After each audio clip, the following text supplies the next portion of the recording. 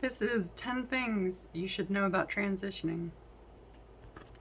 Number 1, most doctors have absolutely no idea how to take care of us. Do your own research. Number 2, even if you do get a doctor that will take care of you and has the knowledge to back it up, trying to get the medication you need through insurance can be like pulling teeth. Number 3, it is incredibly hard to get a job as a trans person. You will probably not have a job for the first couple years of transitioning. Welcome to the family.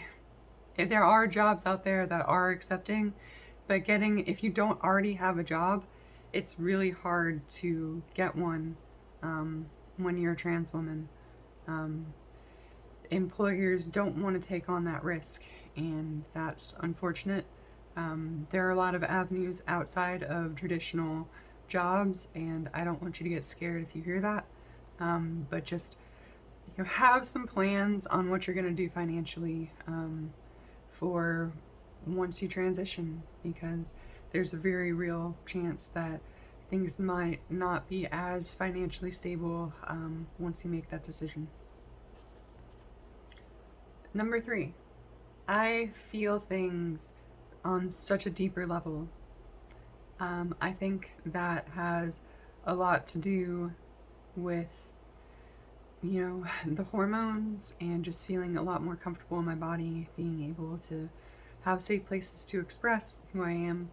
But at the same time, it's a lot of, the social and emotional aspects have changed. It was a really big, drastic change, and if you're expecting things to stay the same, like you're the same person before you transitioned to after you transitioned, it's probably not going to happen. Trans people have a little bit extra trauma. It's number 4. I think that a lot of times that we forget that a lot of people who have been through this trans journey, they don't come out unscathed. And there's a lot of society that, really makes you feel like you are itty bitty, little tiny, and trying to get through that as a trans woman is really hard, or trans person in general. I can only speak from my experience. But, I know personally that, I had almost no resources when I first started transitioning that were capable of talking to me about my transition in a way that I didn't feel like I knew more about it than they did. And there are support groups, but if you're going to go and get involved in that, just be aware that a lot of trans people are traumatized and are hurting and are going through a lot of things, and they can't help fix you, any more than you can help fix them. And I think that's hard for a lot of us. Number 5, it took me a really long time to feel comfortable in women's spaces. And I think a lot of that has to do with society. A lot of that has to do with transphobic people who push a very specific narrative.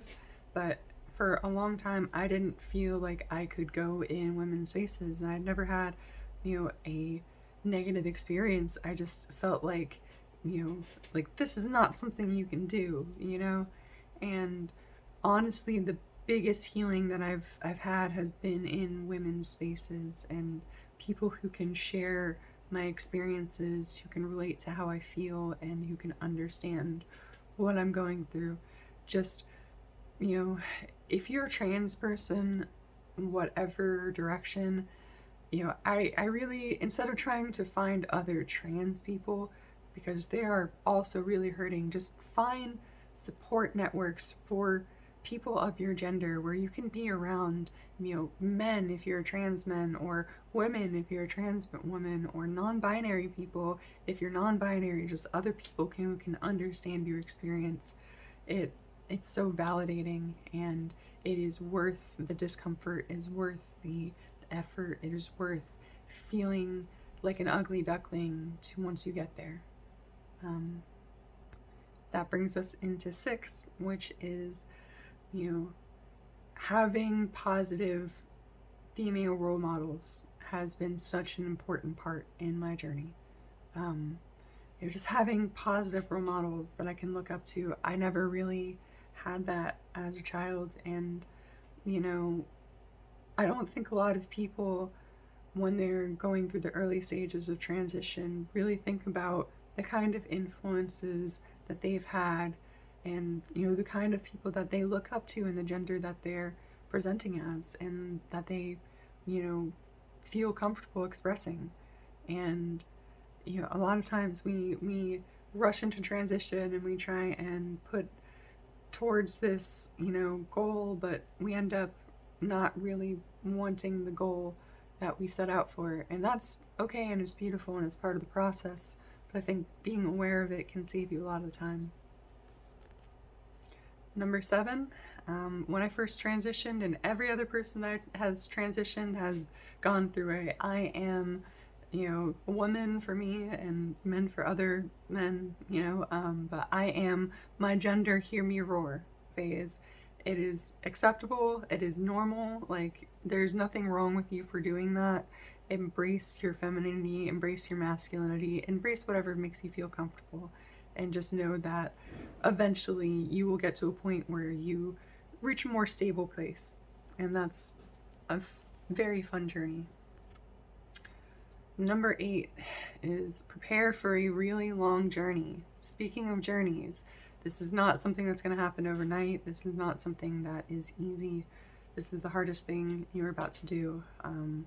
It is incredibly difficult to wake up every morning and not feel like you have a body that matches how you express how you are, who you are. And for a lot of people that can make you feel like maybe you made the wrong decision, but really it's just a very drastic change.